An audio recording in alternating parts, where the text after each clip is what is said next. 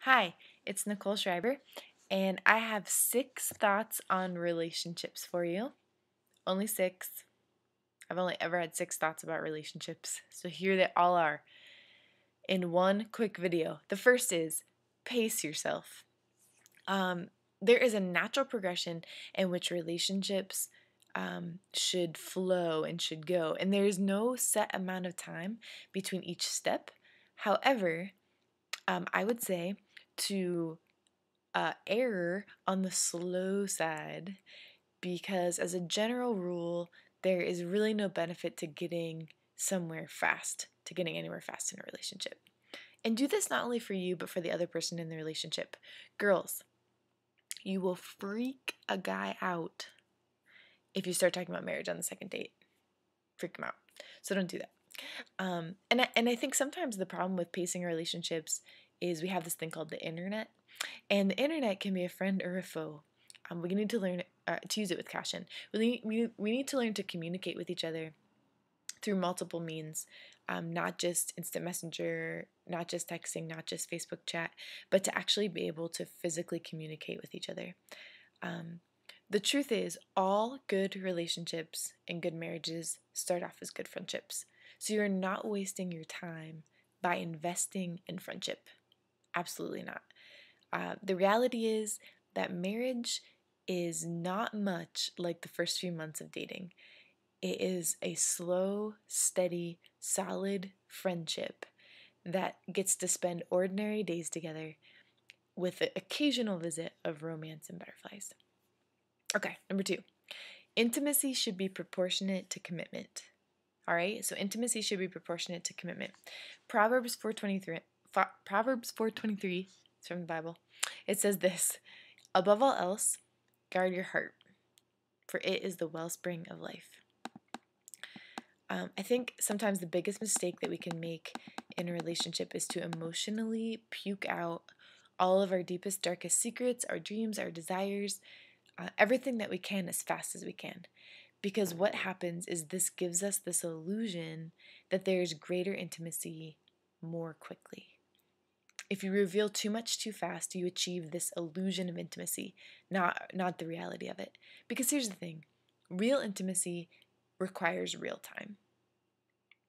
There's no way around it. That's the beauty of it. It is built with commitment. It's built with self-revelation. It's built with trials. It's built in the worst of moments. It's built in the best of moments. Real intimacy requires real time.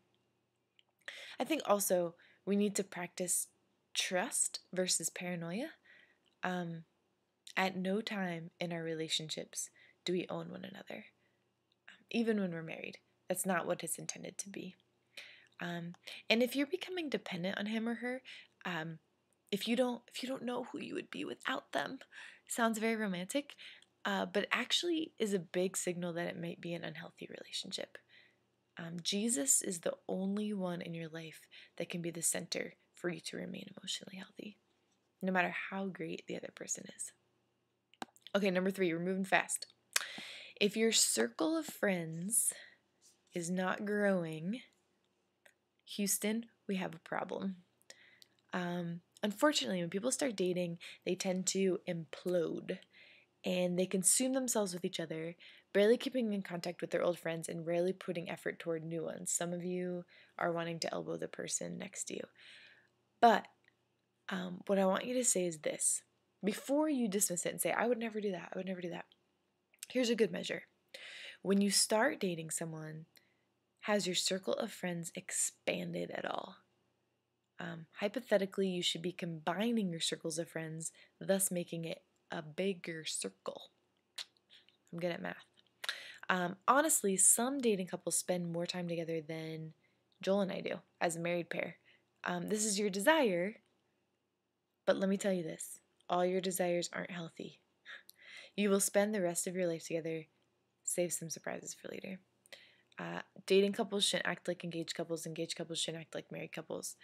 Don't go around like planning events, what your boyfriend or girlfriend's doing. Things that should not be said at the dating stage is, we won't be there, or I can't go unless my significant other goes. You have your own life. You should live it. and your circle of friends should expand. Okay, number 4. Ephesians 5:3 says this: there must not even be a hint of sexual immorality. Number 4 is this: do not arouse passions you cannot righteously fulfill. Do not arouse passions you cannot righteously fulfill. In our age group, this is probably the most prominent sin and struggle. We have hormones, and we are people of very little self-control, but we cannot arouse passions we cannot righteously fulfill in one another.